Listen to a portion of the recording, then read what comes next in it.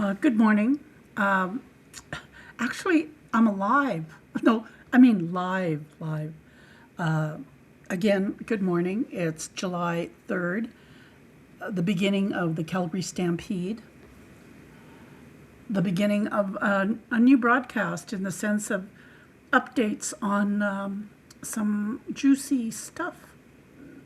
Now, when I say juicy, I'm talking about just the things that might be happening in a few days, a week, or a month.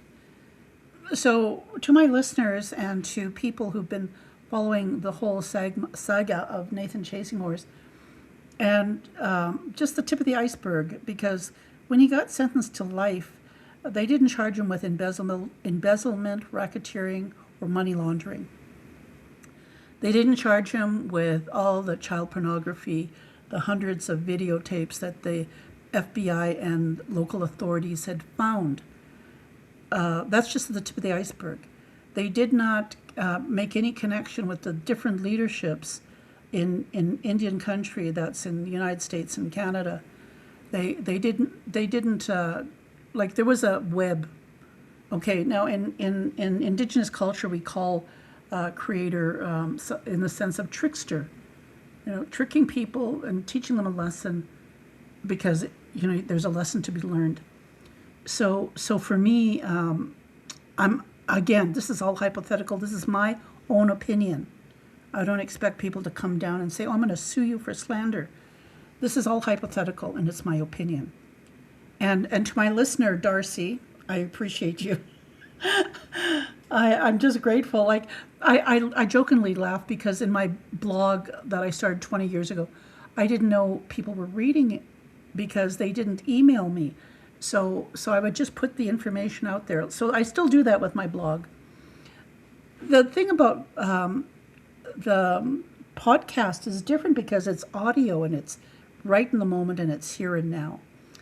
So let me put it this way. Conspiracy about people taking money and how bad financially my community was and like who did what and where did the money go and was leadership involved and to even get the audit done. Like there was so much. And again too, I am not in management. I'm one of the rare birds that has never worked in my community. I did work at one time as an education director, but I just didn't like the smell or the stink of it, especially when you put in 12 hours, work 7 days a week, get paid $1,000 less than your employees who are making $1,000 more than you. Oh, corruption, misogyny, threats, belittling my education. Like talk about all that. I just when I was told I was going like either I'm going to be perceived as being fired or I could transfer into a management job. And I chose to be transferred, not to be transferred. I chose to settle out of court, give me 10,000. It's okay. Because I was so tired. And again, this is my community. I've done a lot of volunteer work in my community. Bringing in money for the first daycare center, bringing in money for the first detox treatment center. This is in my early 20s. Not to even mention that I lived in another country, paying for my own degree, working full-time and going to school full-time. I can keep on saying all my accomplishments, but the main accomplishment that I feel personally, in my opinion, is that I've never been involved in the management or the politics or the holding my job over my head if I don't comply. And throughout this whole ordeal with Nathan Chasing Horse, the stories of why it took so long for people to actually charge this man is because leadership would threaten certain people with their jobs if rent wasn't paid for off-reserve rental for the followers of Nathan Chasing Horse. Even to the extent that my niece, who I think is 53 now, she started following Nathan 20 years ago. She got into an accident maybe 4 years ago, 72,000 American dollars that who the chief and council paid for it? Leadership. The previous leadership did that. Now, why am I bitching and complaining about this? I can complain about anything the hell I want to. I'm an elder. You know, who gives a shit? I certainly do give, I've grown up here my whole life. I've, lived in poverty. I've volunteered. I've always volunteered, even at Christmas concerts when I was young in my early 20s, singing. I was in a glee club too. I mean, my voice might not sound like I'm an opera singer or anything like that, but my whole life I've loved my community. In terms of running for chief and council, that's like running for to be an Indian agent. People want to be in those positions, and so again, during the elections, all the politics. Well, we want to uncover. Oh, I've got these papers of all this money that the former chief and council have spent. The accountant, I've got 20 or 25 pages of documents. So yes, those do exist. They have existed. There has been professional people, our own people who've been raised and born here, have done all this work. So I'm not dismissing the fact of the qualifications of our young people. In fact, I'm embracing it because there's an old regime that's being faded out, and that's the regime that I grew up in, and the reality of it is because I've never actually participated in the management of that regime. I basically have taken on the misogyny or the lateral violence of the structure that was enabled by the leadership to treat people differently, especially people like me. Now, I'm not bitching and complaining or saying, sour grapes or anything like that. I'm just putting it out there that there's going to be big news coming out. I don't know when, tomorrow, a week, 2 weeks, a month, 2 months, but I know it's going to be soon. And I got this off of a very credible young person. Now, why would I say this? Well, it's about time. It's about time that the leadership have become exposed, and the exposure is going to be given to the elders in Tsuut'ina. So it'll be up to us to decide how we're going to deal with this corruption, because it's going to be quite blatant. It's been structured. The paperwork is in place. There's no two ways about it. You got to look at it this way. There's the criminal side, okay? And it's all criminal. What the hell am I trying to talk about? There's a side which is so deeply ingrained. You give people permission to do something and they go and they do horrible things to people. That side. But again, in terms of monetary and money, so like I said earlier, when I talk about the corruption of Nathan Chasingworth's money laundering, racketeering, embezzlement, when there are people who were trained and groomed by an Indian agents, when I was a child, and they in turn were training the chief and council how to behave as chief and council. So there's this ingrained, we'll call it nepotism, of Indian agent mentality that has been governing our communities. So what does it have to do with our young people today? Well, we're involved in a $1.5 billion economic development. And the previous leadership is just like, oh, we've done this and that. And believe me, like even their wives, like understand this, these people in leadership have been charged criminally.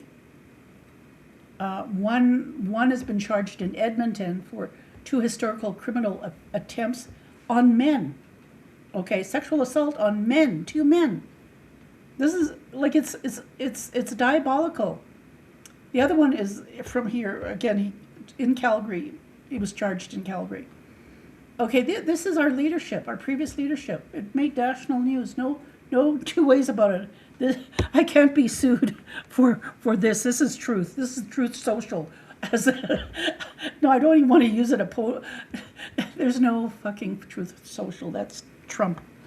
I'm just saying, what I'm saying is truth. You can just Google it. You'll find out who I'm talking about, these offenses did take place. Now, what's so hypothetical about it? Well, when I went to Las Vegas and I introduced myself to people who I'd never physically seen in public, like physically seen them in person, I've contacted them through email or phone or some other way, either through TikTok, whatever way, social media, I had been in contact with them. So, and a lot of times, like previously said, when I did my blog, a lot of people who read it never really emailed me back, but they took it to heart and they started to believe me. And one of the ladies 14 years ago, she didn't believe what I had said. She didn't believe me at all. And then her daughter just about died. And then, so when I went down to the sentencing, I did meet her and her daughter. I spent quite a few hours with them, and it's just heartbreaking. It's heartbreaking, and I felt so much.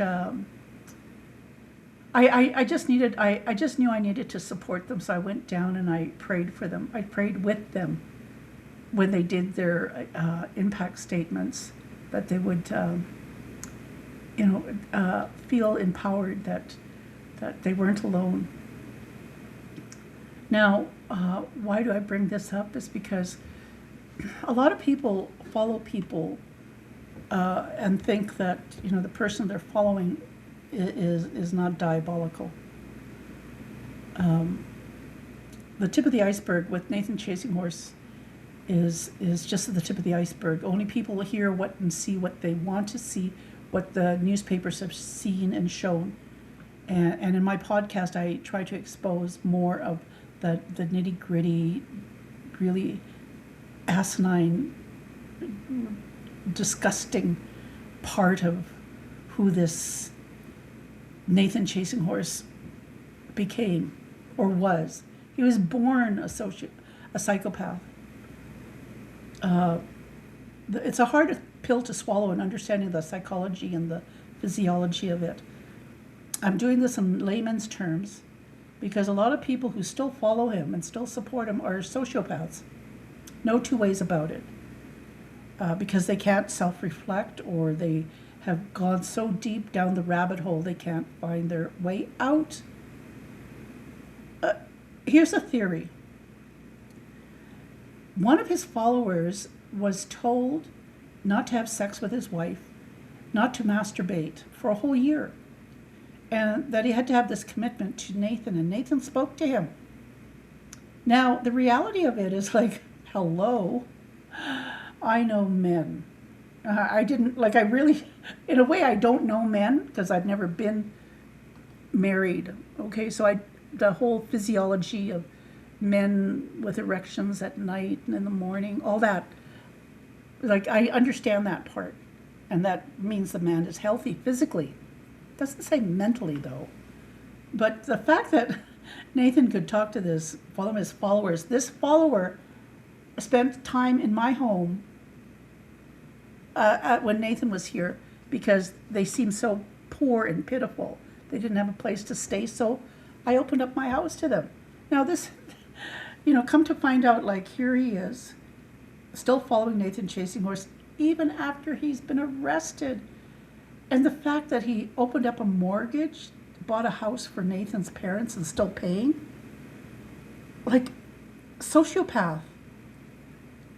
To the point, like, my goodness, him explaining that he can't have sex or masturbate with the woman he loves, when the reality of it is, what is the psychopathy in this? What is the motivation? What is really happening? The question is, and this is the theory I want you to think about, is or was or had there been a sexual love affair between his follower, this male follower, to the point where Nathan was jealous of him having a woman in his life? I mean, mind you, Nathan had all his wives.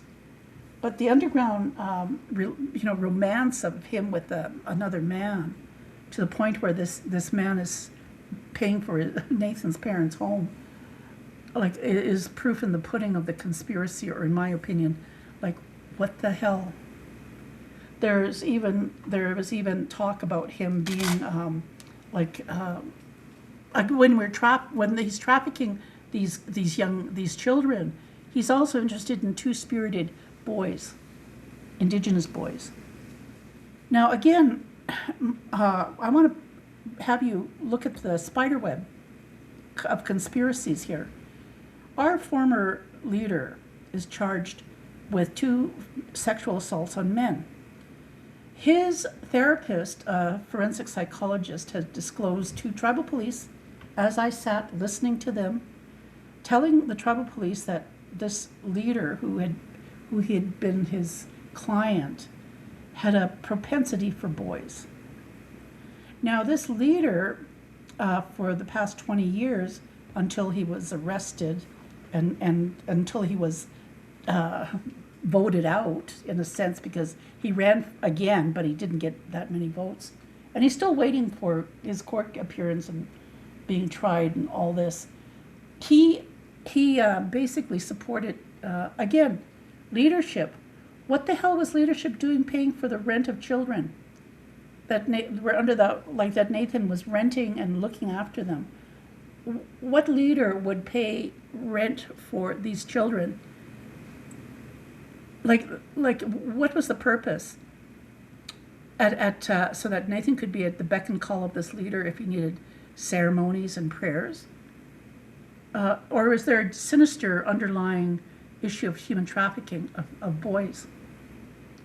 Now, we can also speculate in terms of corruption and money laundering and racketeering and embezzlement, because that's the nature of Nathan Chasing Horse. That wasn't even touched on in his trial. Now, that's just my personal opinion. There's all this speculation, but I want you to understand this. He was charged on sexual offenses. It took 20 years, okay, but again, he had different leaderships in different communities, indigenous communities. That's why I'm saying every day as an indigenous person, we see injustice every day. We don't pretend, we're living it. We live and breathe it. So anybody who pretends like, oh, I know this and I know that, I'm going, do you live it? Do you actually live in it? Because I swear, it's not just my community. There's a hell of a lot of communities out there who did the same thing that our leadership here in Sutana did in supporting Nathan Chasing Horse. Now, again, my opinion, I don't expect anybody out there in my podcast to believe me.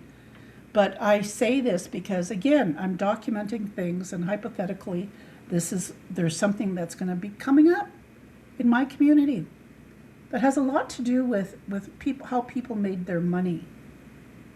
Now we're not talking about the criminal sexual offenses. Now, and let me get back to Nathan Chasing Horse's criminal sexual offenses. When he was charged, the FBI was going to charge him, as well as the state of Nevada. But how things worked out and how things were dropped and added, and anyway, it's all legal jargon, in my opinion. However, the reality of it is they got him on the video. The 13-year-old child who, the scene was so horrific they had to seal it. I was there in the courtroom when she did her impact statement. The impact statements alone were horrific. I mean, it was just emotional. But well, why am I bringing this up? Is because this is just these are just 3 victims. They're not including my niece or my neighbor's daughter. They're not including the 2 young girls who he took, who were supported by the leadership within my community. See, understand this. He took 2 young women. At the same time, there was another young girl in our community who was fighting to get her day in court. And yet our leadership didn't support this young woman. They supported these other 2 girls in rent, paying their rent. Travel expenses, Like even when Nathan was arrested, the chief and council paid for those nation members to bring their children home. These weren't Nathan Chasing Horse's children. These were these women's children who were so caught up in limerence. There was even one woman who had, I think maybe two women who had married into Sutina, that the chief and council were paying rent for them in Las Vegas. I'm a nation member. I've never been married out. I've lived here my whole life. I mean, I've lived in my community most of my life, except 16 years of it. Never had money given to me, even when I lived off. And yet, the diabolical perversion of my leadership, giving money to a Lakota man. I'm Dakota. What's the difference? The difference is I grew up here. I'm a nation member. I'm a voting member. Nathan Chasing Horse does not have any voting rights in Sutina, but yet how they treated him, how they pampered him, how they, made sure he was protected. Even up to 2015, he was still coming into Sutina. They were still paying him money. Unaware of me. I didn't know. Perfectly honest. When I put boundaries down and I confronted Nathan, that was it. The only time I got to see him for the first time in 20 years was on March 11th. Or was it? Yeah, March 11th. And again on April 27th.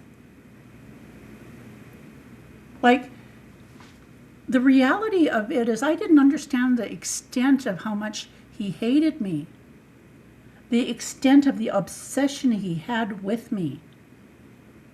When I went to the courthouse the first time, I was glad I had a companion with me. And I told this companion, I said, I don't know how this mom and daughter are going to treat me because I get such negative comments from this young woman's Ren on TikTok. Because I expose her mother, Melissa, as being unstable.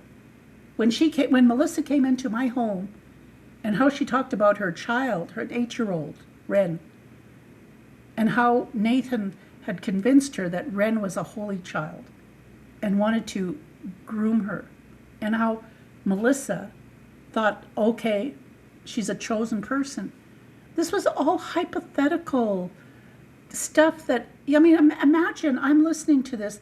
How, as a Dakota woman, trying to convince this woman who's registered, has a card on a reservation, but has never lived on a reservation.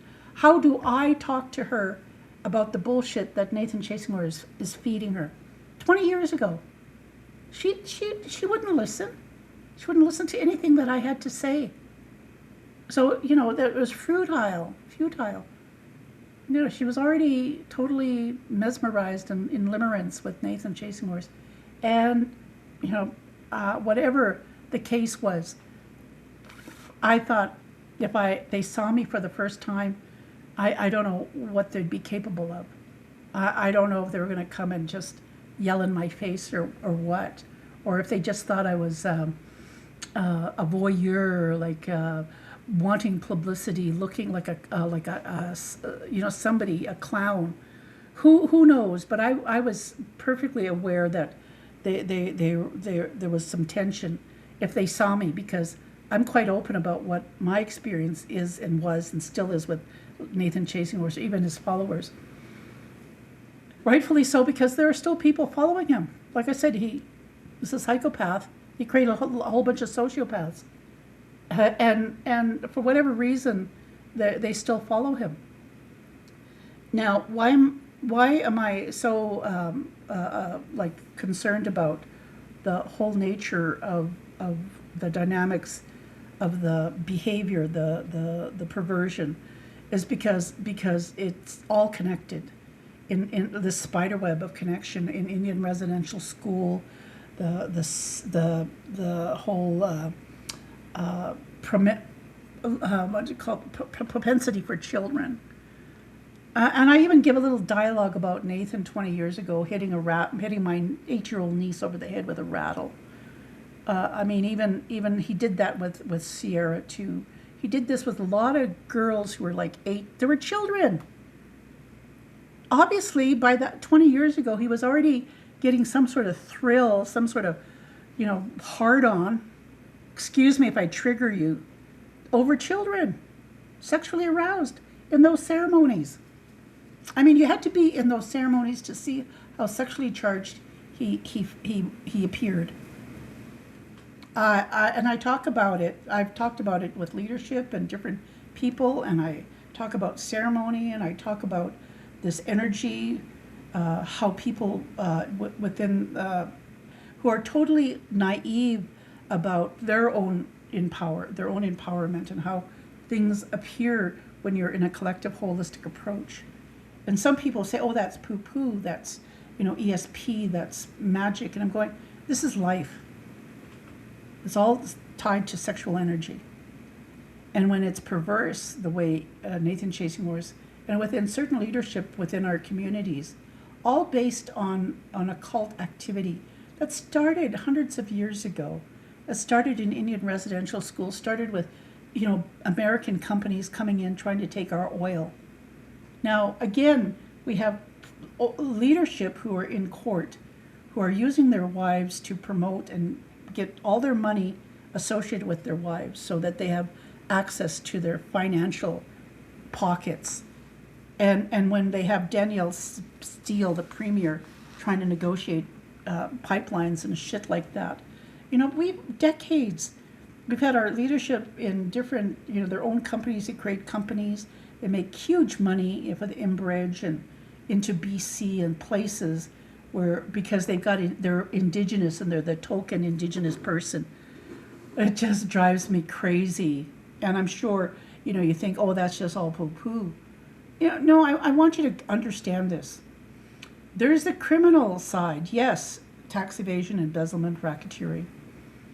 There's also the criminal sexual side. And with Nathan Chasing Horse, when he took this young girl who he videotaped, he took her 3 times, and she had the courage to document everything with the tribal police, and leadership squished it. She still had the courage, right to even to this day, bless her heart. And the thing is, if so much as where were the chief and council? This young woman should sue the chief and council. These people who are victims of Nathan Chasing Horse should sue the chief and council or the leadership who was in council at the time in civil court for not protecting them. I was there advocating for these rights. No one was listening, even the tribal police. So I put it on a podcast. I put it on Blogger, Right now I'm on a podcast. I put it on my Blogger 20 years ago. Now, even that, to find out, okay, yes, he has a propensity for children. He has a propensity for boys and girls. But when our leadership here in Tsuut'ina has a propensity for boys, where's the connection?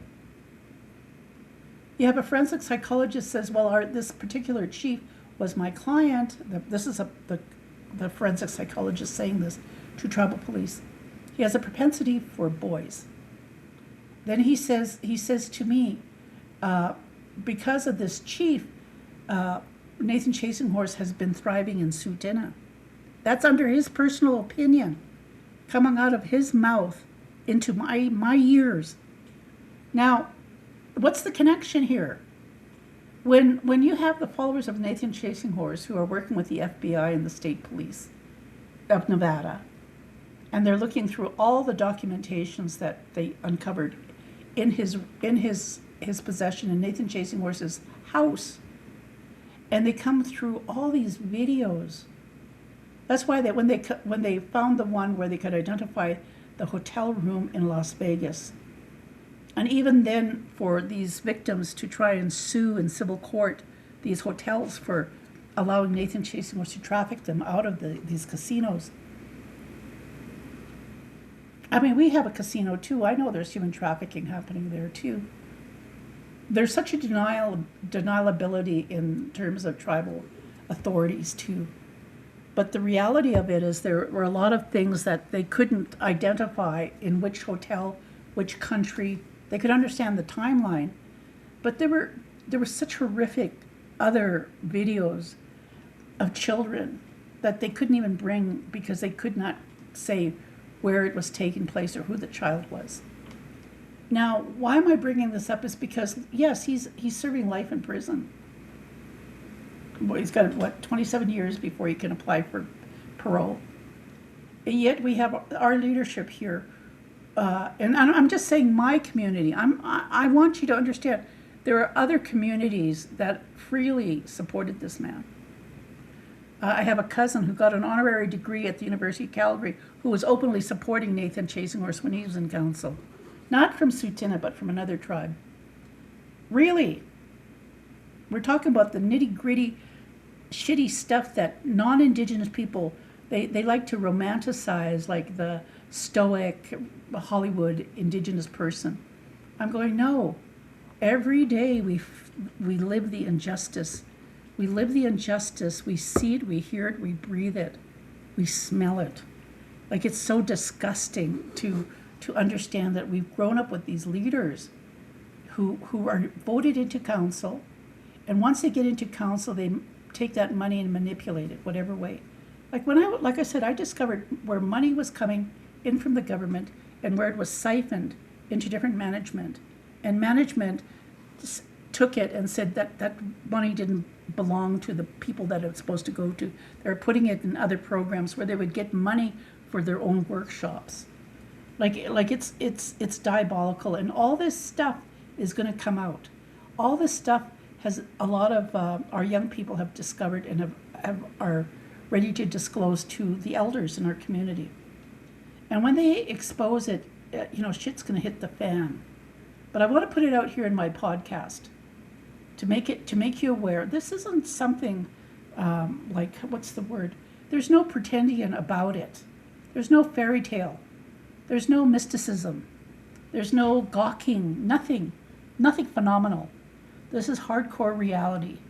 Hardcore reality of what people do to children. It's diabolical because obviously, look at this. I'm 74. This chief who's been charged is I think 74, 73. I've known him my whole life. Just disgusting person. Put on a persona his whole life. Like, what's the romanticism of being, so spiritual? It's like people want to recreate Indian residential school, or the Indian agent. Like, there's that holy person. There's that white person. He's so perfect. Yet that's patriarchy. Or like, look at that person. He's so holy, like a pope, like a priest. We have to honor that person. Hello, I'm not too sure if I got disconnected or if I'm reconnected to my initial podcast, but anyway, here goes again. I'm lost track, and that's okay. I just got off the phone with a lady when it comes to systemic racism, and I think that's the core of the whole thing. Is like, there's a lot of things when it comes to intergenerational trauma or crimes against humanity or just crimes in general of complacency or things that we think, like, why should we even get involved or why should we even start talking about these things?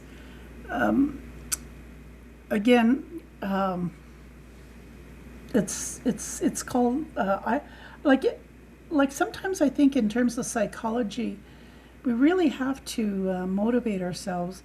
It's like aging, you have a to-do list and you write it down and, it looks all nice, but then the actual work has to be done.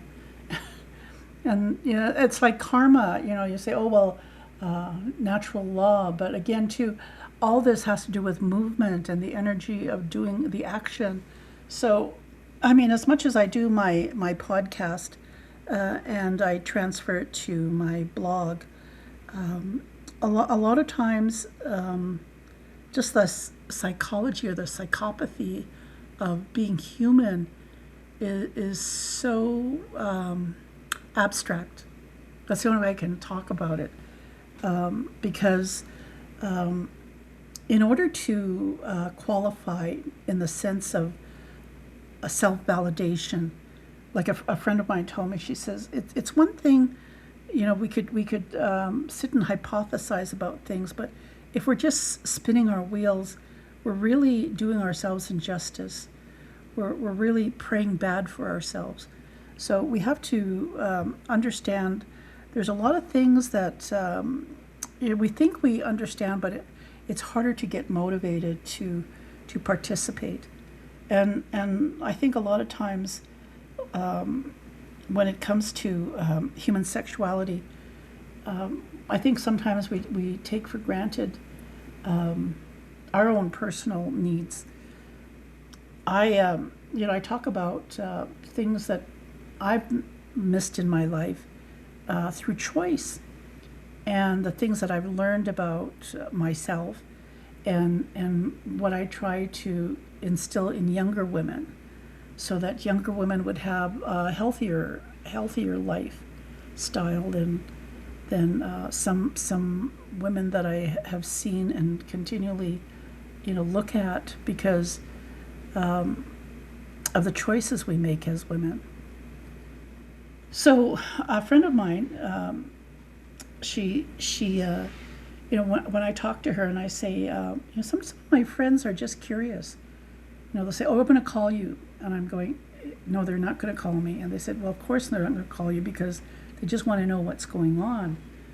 And so when it comes to corruption, and I use the term, even though it's not money laundering or tax evasion or racketeering, the realities of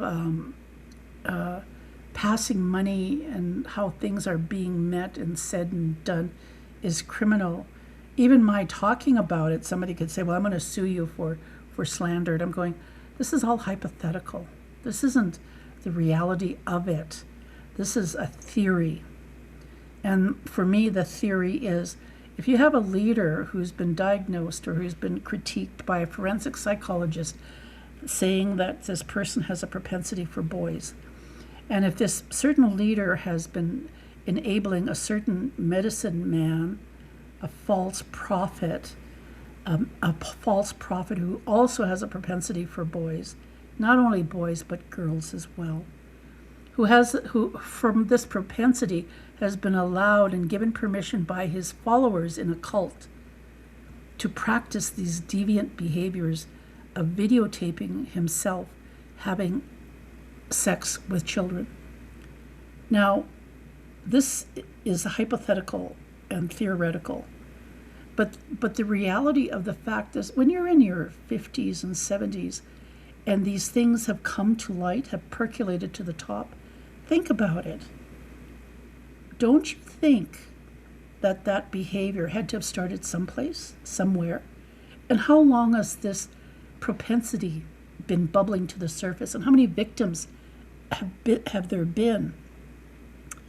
So when it comes to human trafficking and you have children who've been trafficked, it takes a long time for children to start talking about these things. I mean, for me, I was 19. It took, 20 years? 23 years? Now, why is this so important? Well, again, when it comes to leadership and how people follow people because they appear to be godlike, like I use the analogy, they appear to be the priest in Indian residential school who has authority over the entire residential school, or the Indian agent who has authority over everybody, or the RCMP officer who can make an arrest. Anybody who's in a position of power who takes advantage and corrupts and manipulates and destroys another human being. I've been schooled in saying, well, don't call them monsters. Well, what do you call them when they've transformed themselves into something that isn't human, in the sense of, would a human being do these things to their children? And as horrible and as horrible as it sounds, this has been going on since the beginning of time. And I think that's probably why a lot of people go poo-poo and they don't want to hear about it. But the reality of it is, as we age and how we handle our human sexuality, it's is the reality of it and how people see elderly people. So before the pandemic or during the pandemic, there was a case of sexually transmitted diseases in nursing homes. A lot of the seniors who were in nursing homes were being promiscuous. Women who'd been married to their husbands, where the couple enter old folks' home, she becomes promiscuous, catches a sexually transmitted disease, not from her husband, but from the many partners in the nursing home. An elderly man gets put into a nursing home by his sons. He is so frustrated, he screams on the top of his voice during his lunch, "I need sex." And what happens? They find a laptop, try to figure out how to calm him, his nervous system. This is a senior. And they find that the only way they can calm him down is through pornography. So as we age and how we understand our own human sexuality and what it means to brain health, here's a question. Okay, and this is a hypothetical theory here. If I, again, okay, I want to put it to me, I'm saying hypothetically. If I, what's the word? If I gambled, and I gamble, and my mind is constantly just focused on that type of escapism, or what do you call deassociating myself in the gambling position, and I do that, and my brain is conditioned to gamble that way. On top of that, if I am also watching pornography as again, this routine of what am I going to do in loneliness and isolation, and then on top of all that, the dopamine or the endorphins or whatever is in the brain for what I eat, like junk food.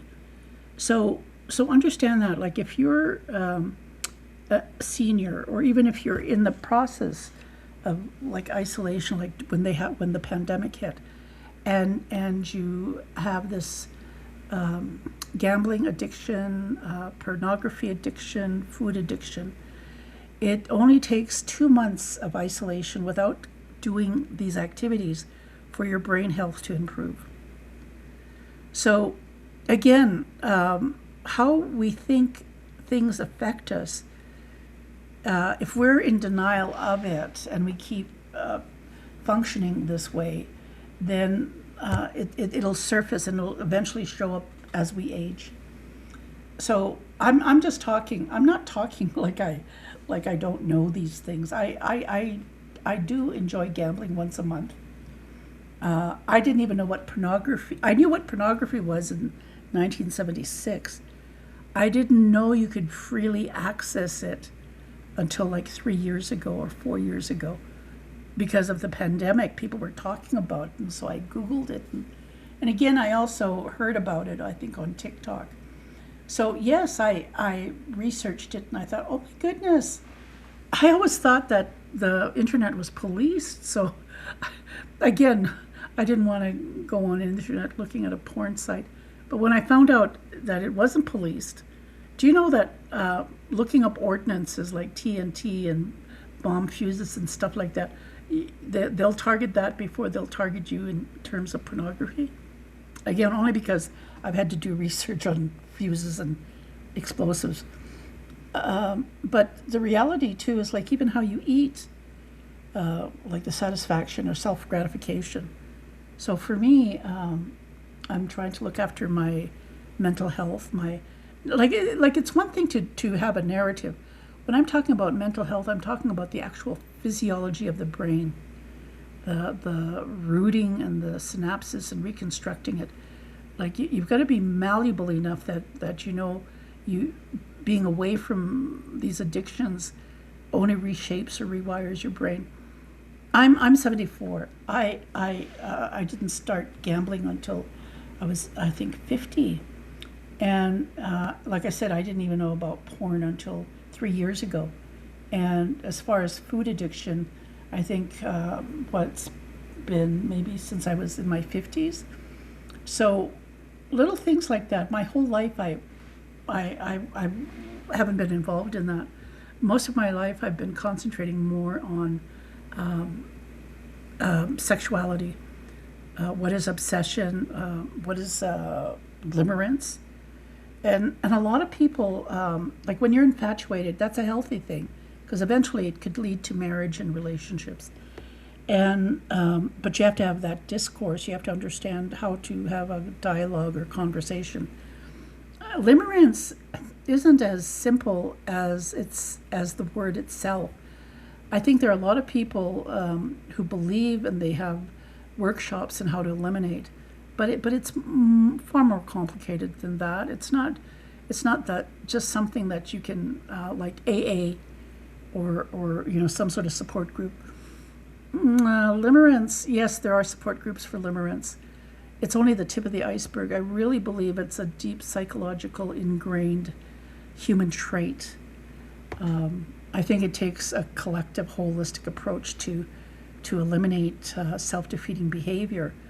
However, limerence, you can also have relapses and recovery.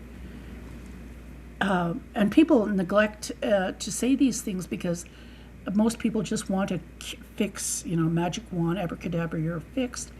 But in order to believe and to understand, it's like somebody who's been involved in AA their whole life, that they think for the rest of their lives they're actually have this propensity to alcohol, when really it's how they see themselves, their identity. So how you see yourself in your identity is important, and that's why when it comes to mental health and early childhood development, as well as being a young adult in your early 20s, it is important to understand how we evolve all the time, every 10 years or so, in our identity. So by the time you become an elder, you've gone through so many changes within your life. And so I try to talk about that in terms of healthy human sexuality. And even the gut feeling that, people aren't really there for me. If they were, they'd have the courage to ask me, why aren't you talking to me anymore? I have friends who would say that. I have a friend, we have discussions about this. What are friends for? So it's taken me a long time. And a lot of times I think when people think, I can't live alone, I need to have a partner. And in a sense, like I my whole life I've been alone, save for the exception when I started taking care of my mother, my late mother, caregiver, and then being a caregiver to my niece. But most of my life I've managed to be on my own. And at the same time, though, even though I'm alone, I'm never truly alone. I know a lot of people want to talk about so many things that's a great mystery in our life, and keep it that mystery. Keep the great mystery alive. Because nothing is set in terms of how we believe or what happens to us. Things that I never thought I would ever experience in my life, I experienced. Impossible things that I just never thought I would experience, I have experienced. And likely so, it might not seem such a great thing. But for me, as a human being, and as I reflect in my life, I'm just grateful. So whatever information and how I give it out to my audience, I hope you take it and understand. Some of the things that I talk about are only hypothetical theories based on basics, the basics of what identity is. So the clarifying and understanding and saying, okay, based on this is what the theory is. So based on the fact that one of our leadership has a propensity for boys, based on the fact that this person was ashamed to be indigenous, passed himself as Mexican when he was in high school, has always been perceived by indigenous women as some sort of pervert, has like all the time being around him, you just feel like, oh my goodness, it's making my guts turn. people would ask me, well, Marita, don't you find him attractive? I'm going, are you kidding me? So for whatever perverse reason, people perceived him in a different way than I did, really makes you wonder, like, oh my goodness, are we so different? Yes, as human beings, we are so different. And again, the propensity for him to be attracted to children,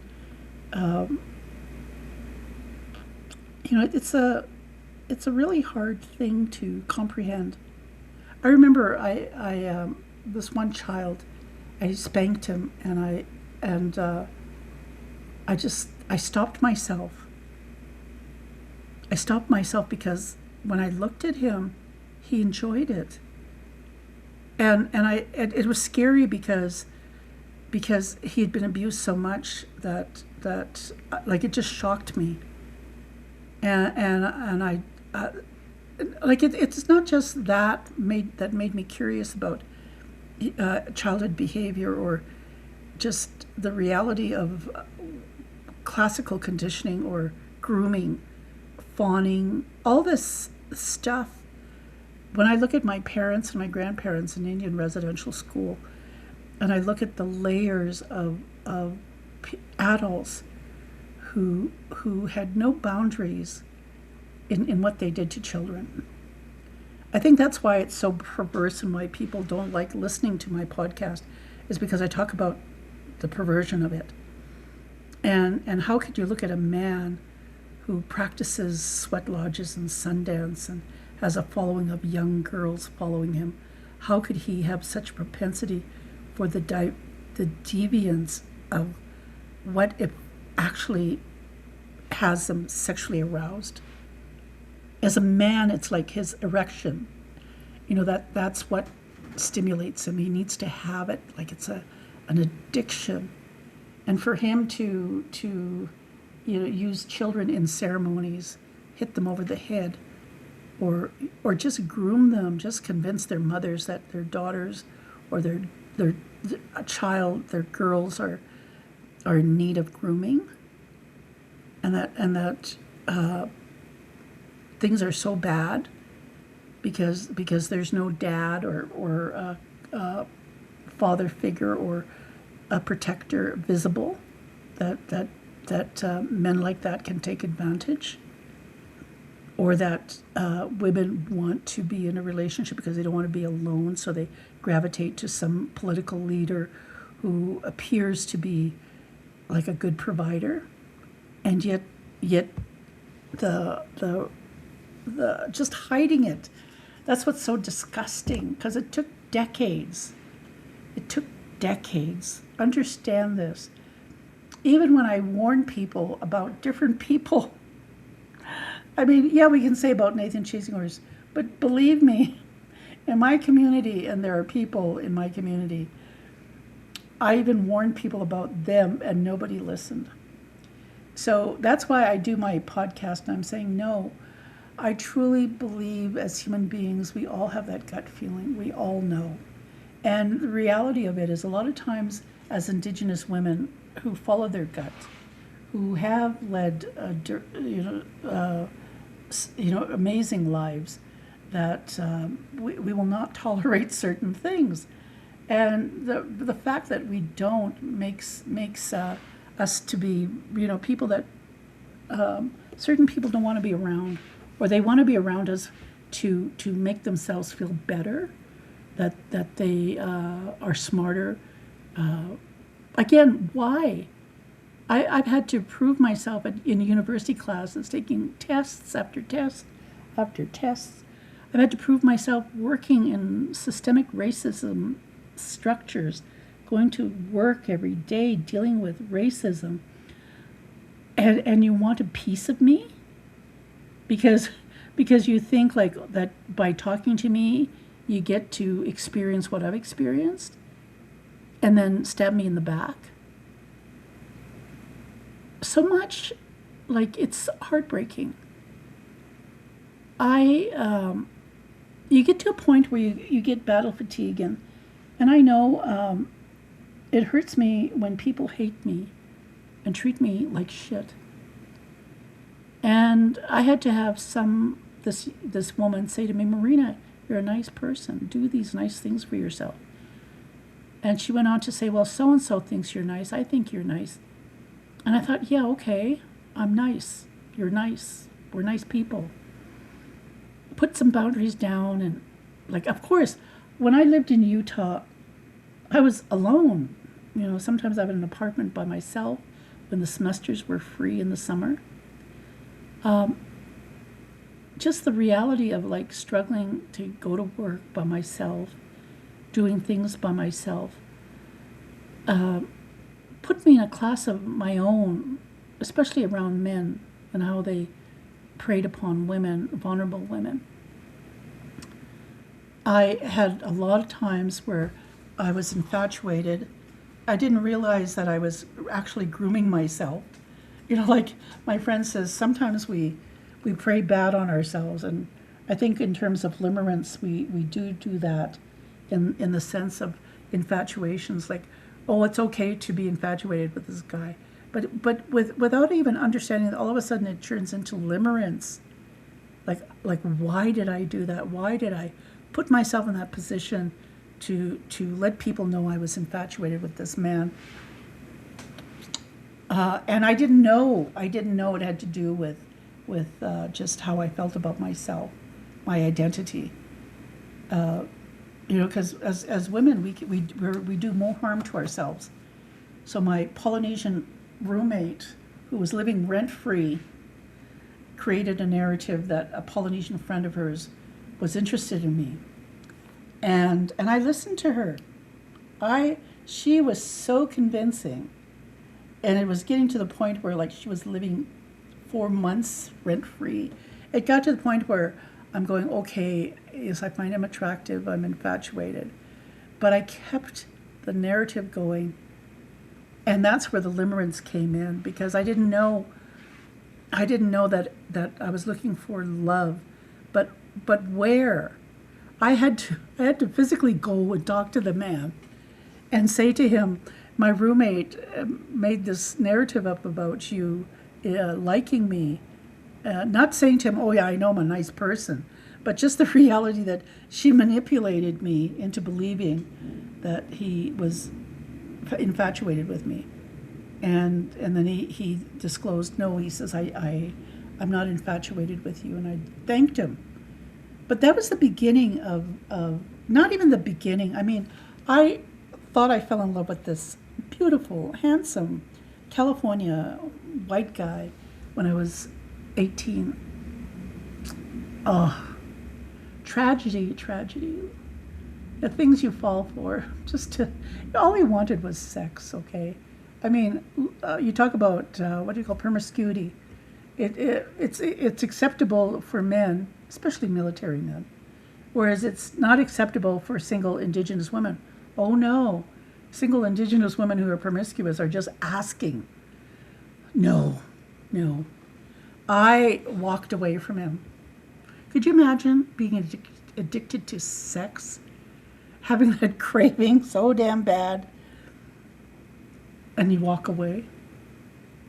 That was my first experience at 18. And I truly, you know, like as I'm 74 and I reflect back on that and I think about all the struggles I've had when it comes to women manipulating other women into believing their bullshit to get something done. Either get ahead in the job or some diabolical scheme.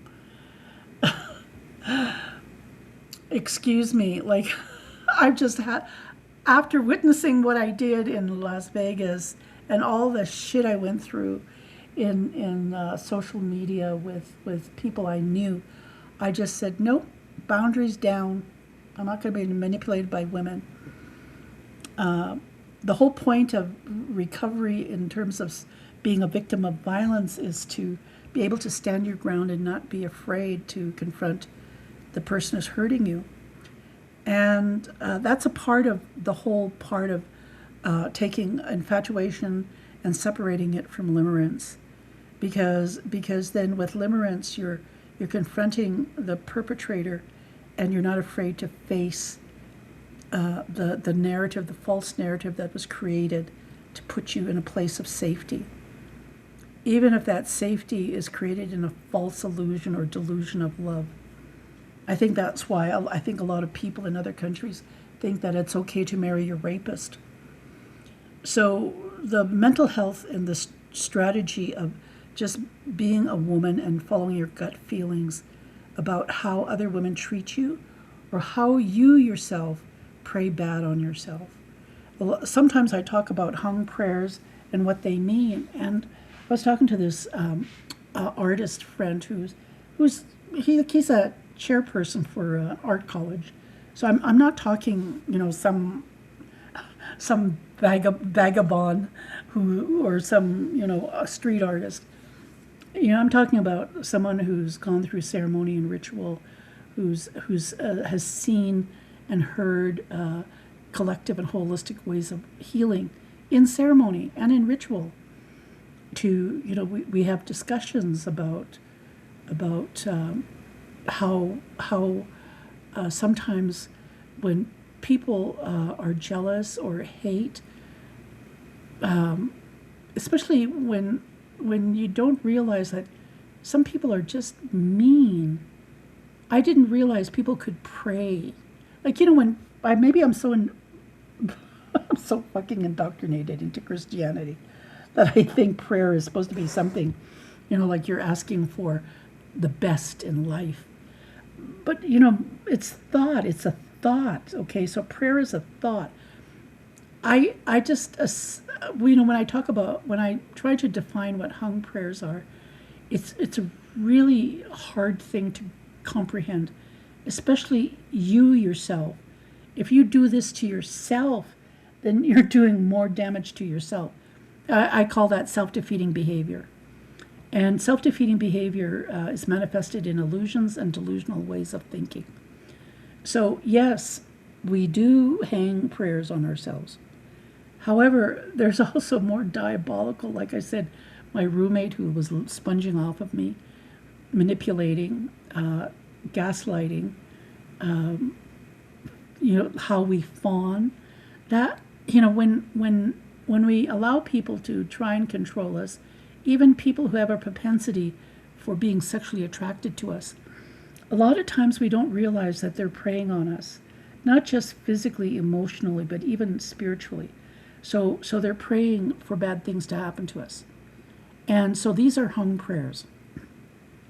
These hung prayers are manifested in different ways. Physically, like it's one thing to talk about.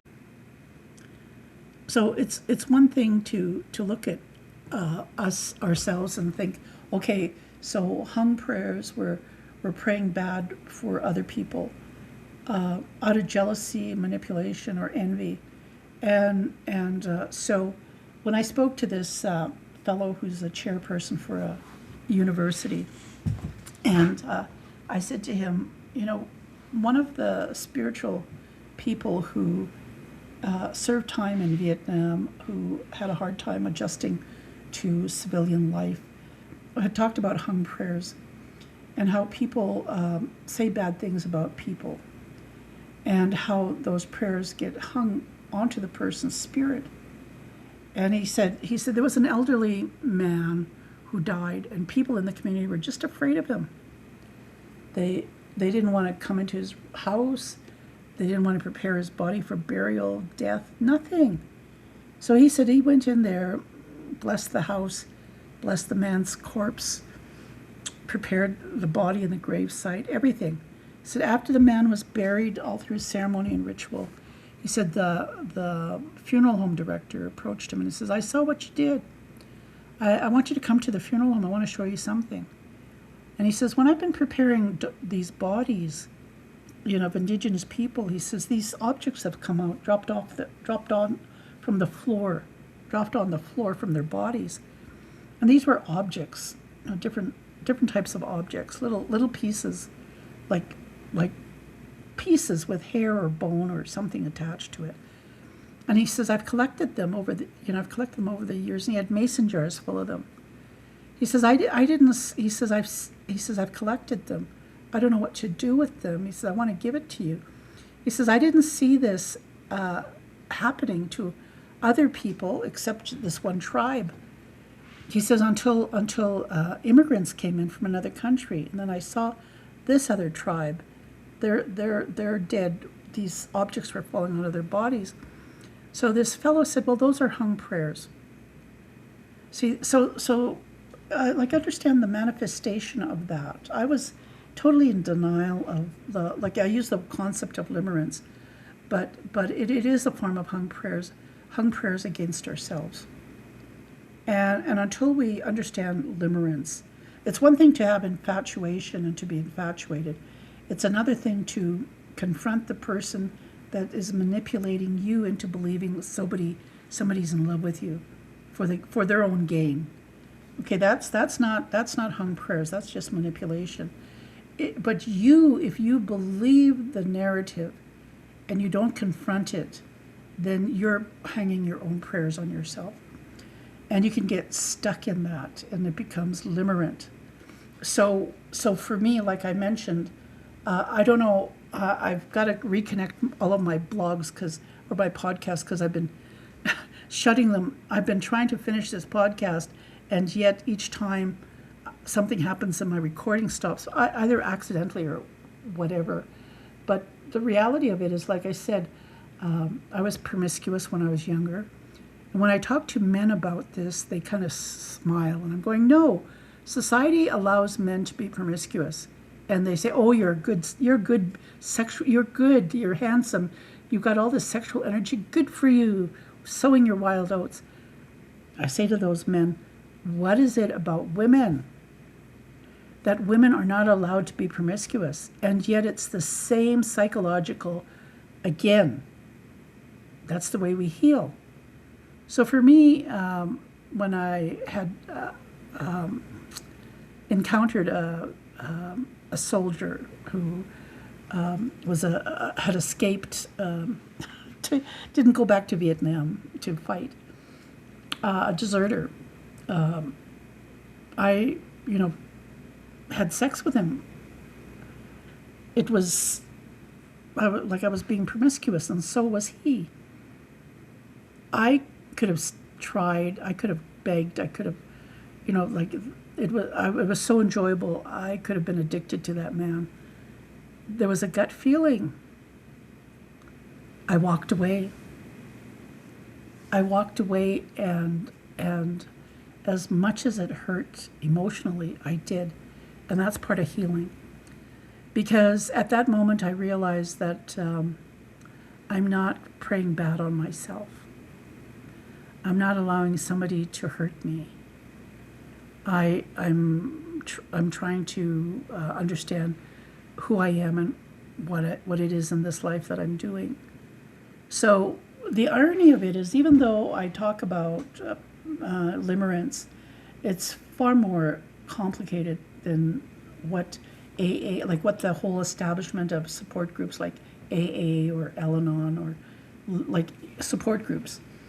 Much of this was sort of studied by psychologists and people who studied indigenous ways in the Americas. And they adopted this support system of holistic and collective approaches to healing through narratives.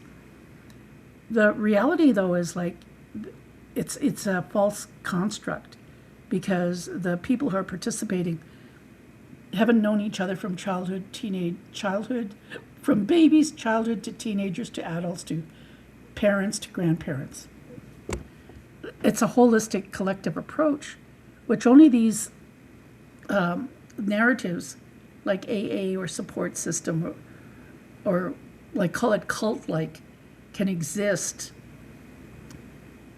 And it is, but until you bring it into a situation where you know the people from childhood to death, that it's not a cult. It's a collective, holistic way of approaching things. Because within the system, we start to identify who we were as children, as teenagers, young adults, seniors. It goes. So the reality of hung prayers or praying bad for ourselves is the inability to walk away. To walk away and to actually have the courage to actively do something. Because karma is an action word. And so again, what is the difference between, like, okay, yeah, we hang prayers on ourselves, but at the same time, there are people who actually do pray bad for other people. And so how do we, like the fellow who taught me this had killed quite a few men in Vietnam. Now, no doubt the man I had sex with when I was 19 years old had killed men in Vietnam as well, because I couldn't understand like why it was so easy for him to walk away. But when this lesson was taught to me by this Lakota man, he says when people talk bad about another person, he says that's how easy it is to kill a human being. So when this man that I had sex with, when I heard him say something bad, I didn't even know it was gonna come out of his mouth. I just felt it maybe minutes before, and I had to call him over to let him know. Like I just had moments to say something. If I didn't grab it at that moment, anything else I would have said would have been like a hung prayer, because that's what I thought. No, I've got to say it so it isn't a hung prayer. Whatever happens afterwards, that's like this is the only time I have. I knew that I was going to walk away. I just knew it. Now, throughout my life, even when it came to confronting the football player that this roommate had lied about, my grandfather, my grandparents really loved me, and he used to put me on his lap and sing to me, and his nickname for me was Football because I was round like a football. And the year I was born, he attended the Grey Cup in Ottawa, I think, or someplace in Ontario. And so that was his nickname for me, was Football.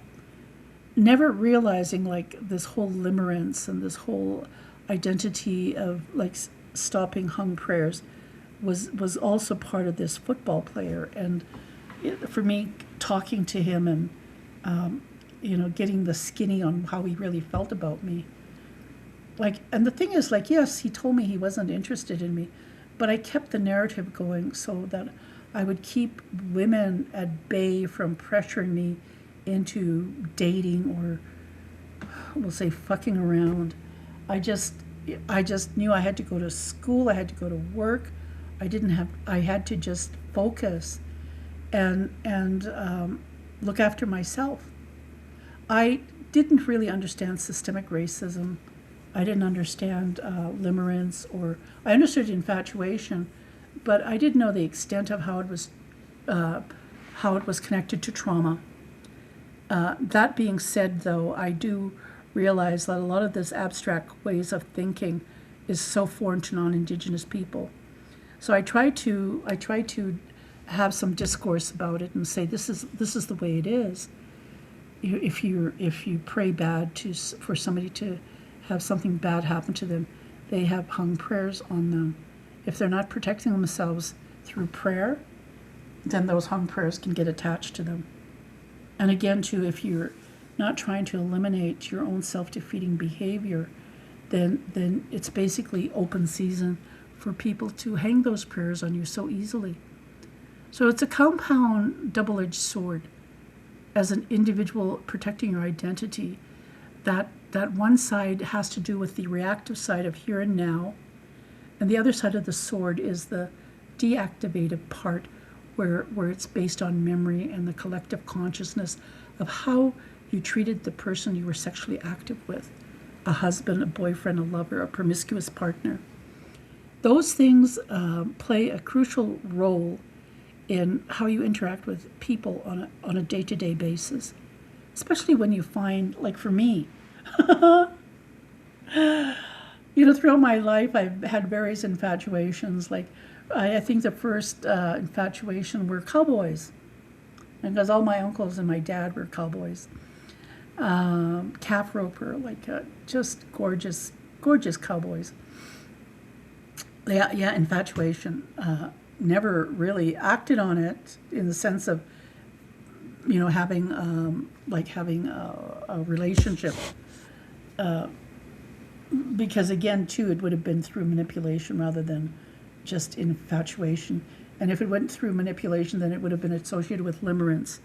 Okay, so that's the first. Then again, it moved into I think there was a little period of hockey players that moved into football players when I lived in the United States, and then just men who did workshops.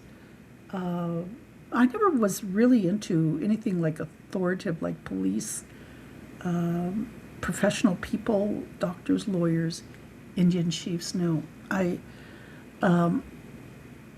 think my infatuation or my limerence or the infatuation was like really, like I'm just trying to say it. Whenever I felt infatuated, I would have to have a dialogue with the person, because if I knew I didn't have a dialogue, that infatuation would turn into limerence. Again, I didn't understand. I'm praying bad for myself, because it's a self-defeating behavior based on illusion or delusional ways of thinking, because putting myself in limerence was a false way of saying, oh, I'm loved. Now, who the hell said that I wasn't loved? Growing up in systemic racism, when I had little white boys calling me ugly, squaw, wagon burner, and were afraid of me. Not because I was ugly and a monster, because I was really tough, like physically tough. I chopped wood. I was a outdoor survivalist type of child. I didn't have to pretend to be something I'm not. So I think that's why when I see politics in the United States and I see Trump with his pretendian narrative about who he is, and I'm going, oh, this poor man, how sad that he hasn't lived a life. Like I know how to I know how to rope a horse. I know how to make a bit out of a rope for a horse. I know how to satch up a saddle. I could ride bareback. I know how to skin a rabbit. I know how to skin a deer. I know how, like, there are certain survival skills that I grew up with. And the fear of riding full gallop bareback, or just the embracing life, like breathing it, that there are people out there who make millions and are billionaires who haven't lived life. It's sad. And they create this narrative that is so self-defeating about themselves, based on how people, or the perception of how they want people to see them. Now, that's just basic 101 when it comes to people in terms of balance, that they're so unbalanced even as they age. That's why when I talk about my podcast and I talk about taking what healthy human sexuality is, and I said, like a double-edged sword. On one side, there's the reactive side of just talking to another human being about human sexuality, about even talking about my own sexual experience with a man, or him talking to me about the first time, like that he saw porn, or he stole an object, or like for me, oh yeah, I had sex with this guy. Adult talk, that's reactive. That's the other side of the sword. The other side of the sword is the sexual attraction, that all human beings innately are empowered and given that right as a human being. When our memory isn't one of the joy of sex, like the whole book, The Joy of Sex, that's the other part of the double-edged sword. That's why the narrative about talking about infatuation and knowing the difference between Infatuation and Limerence. Again, the double-edged sword, one half and the other half. If you do not have balance in that, and you don't understand the difference, and if you cannot see the flavor or the empowerment that you get in understanding who you are and the actions that you made in your life to make you who you are today, those things are vital in terms of energy, in terms of a collective holistic approach of healing. So much of my podcast and even talking about self-motivation, and again, people want to use the word negative and positive in terms of the double-edged sword. I just don't think there's a positive or negative in the sense.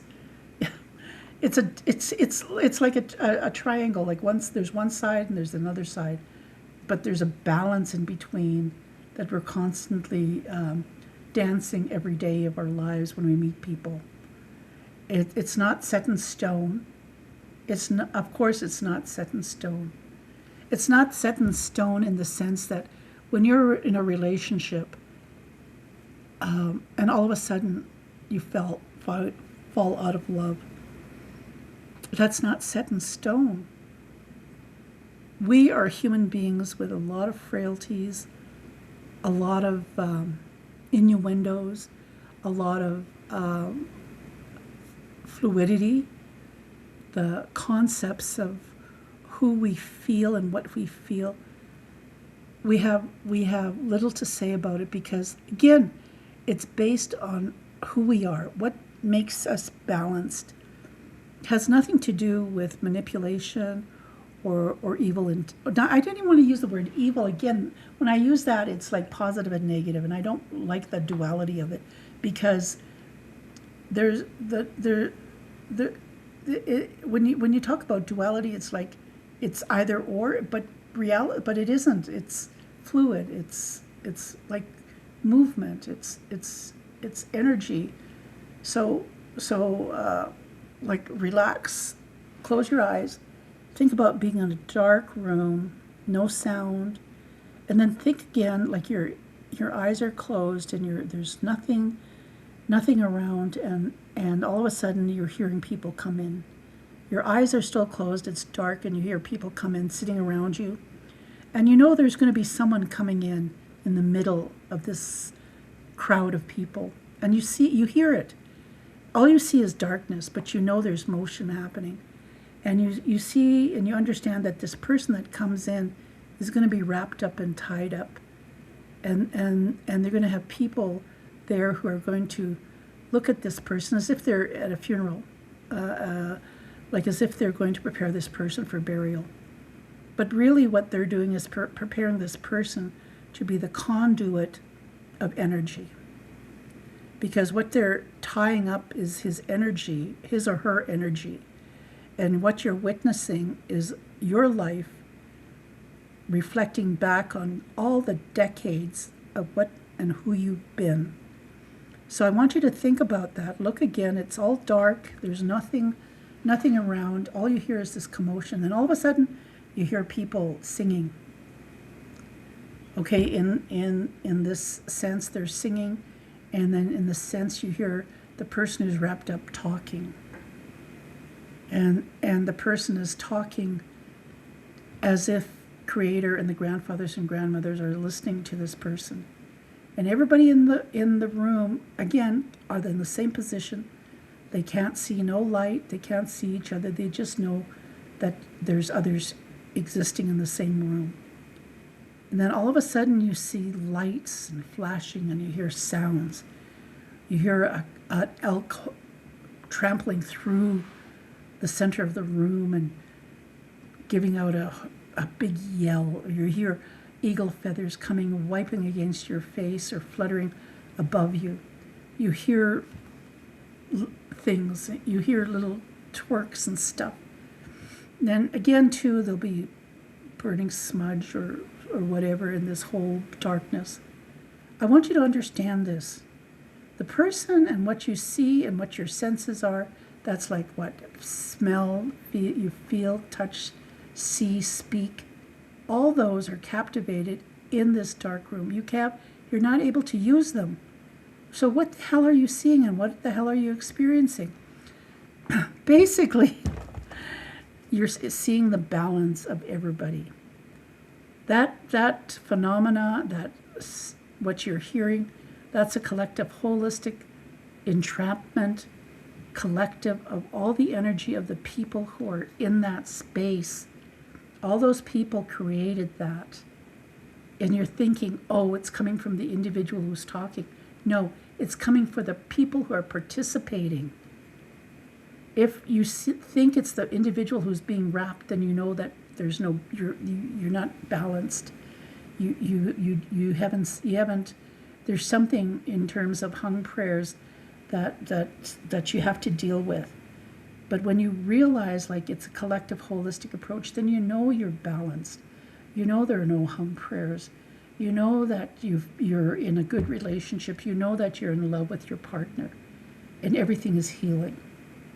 So when the ceremony is over and the singing is done and the prayers are done and people have talked and the lights turn on, the person who's been wrapped up, if everything has been in balance, you will not feel sexual energy from that individual, because the sexual energy has manifested itself in the balance of the individuals who've been taking part in this ritual and ceremony.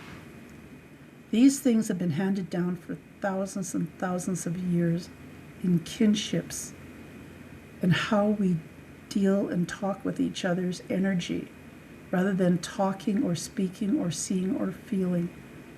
That's why it's important as human beings, no matter how much we think we have fallen in love or how much we love our partners, this fluctuation, this energy, this flow, finding and seeking balance is vital to our happiness.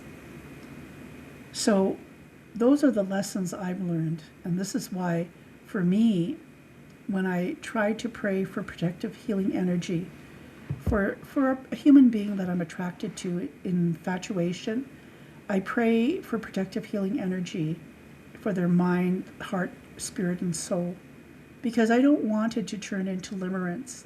And I release them with protective, reflective healing energy from any self-defeating illusion or delusion of anything he, she, or whoever the prayer is for is there, with the guidance of the grandfathers and grandmothers and creator and grandfathers and grandmother's will is being done. So these things are spiritual practices that I believe in, and it's taken a long time to distinguish and understand what hung prayers are. A lot of people didn't realize and didn't quite understand, like this teacher who has passed away. He said that's how easy it is to kill a human being. When you talk bad about another human being, that's how easy it is. So even when we talk bad about ourselves and how we do this to ourselves and how we hang these prayers to ourselves, a lot of people talk about peeling away onion skins. Well, for me, I talk about it in terms of prayers and how they're hung within our heart, mind, spirit, and soul. These things we don't have physical touch to feel or see, but they do exist. And sometimes we look at it and say, oh, well, somebody manifested in ceremony and ritual. No, someone didn't manifest it, you did, along with a collective holistic approach. And only when you're in a group or in ceremony that you understand the empowerment that you've taken on, not the individual who's conducting the ceremony or not the individual who's observing the ceremony, but it's the participants within the ceremony itself. That's what Creator has done for us. And if we understand this approach to our own ability to find balance and understand how we feel about another human being, it's important to validate these things every day of our life. We need to protect these things for ourselves and for other people who are having a difficult time walking this journey. Because we don't know what people have done to these individuals. We don't know how much pain they're carrying. So these things I try to talk about in terms of the exploitations of Nathan Chasinghorse and how easy it was for him to recruit people who were seeking this validation, and how he bastardized the whole understanding of this holistic collective approach of healing that's been around for thousands and thousands of years. Like I said, created clan systems for the Oshati Shakoi, the 7 council fires of the Sioux Nation, created O-type bloodline, universal blood donors, through matriarchy, through clan systems. Things that were how we deal with the energy of healthy human sexuality, that energy that we carry, that words, touch, smell, and sight can't comprehend. This is what Creator and grandfathers and grandmothers have gifted us with. So in that, I will close my podcast. I hope you have a good day today and understand these things that I try to do in terms of my podcast is to understand, like, I have a certain way of doing things, and there are so many other people that have different gifts and different things that are contributing to making things run in this world. Like, I made an analogy to my friend. I said, we're like ants in an ant pile. When one ant moves, everybody shifts. I said, but then you have somebody who thinks they're not an ant, and they fight the system. I said, they don't realize that they're not as bold and brave or as unique as they think they are. And it's sad, because it's Creator and grandfather's will being done. So anyway, enough of romanticism, and some people would say enough of your delusional ways of thinking. And I'm going, okay, it's delusional, thank you. But hey, I've seen life. I've gone through so many things in my life, and I continue. And I hope, as long as I can continue doing my podcasts, I think the next chapter in my life is going to be dealing more with systemic racism and fighting racism and what racism is, because it's not as clear-cut as we all think it is. And at the same time, too, like when I talk about healthy human sexuality and balance, it's not all that we think it is. The psychological terms and the way psychology teaches human behavior, I try to give it in a very nonsensical approach so that you can understand it and digest it. It's not it's something that I try to gift people rather than paying a couple of $100 and 4 months of tuition over a class fee. That being said, I do get invited, and people do pay me.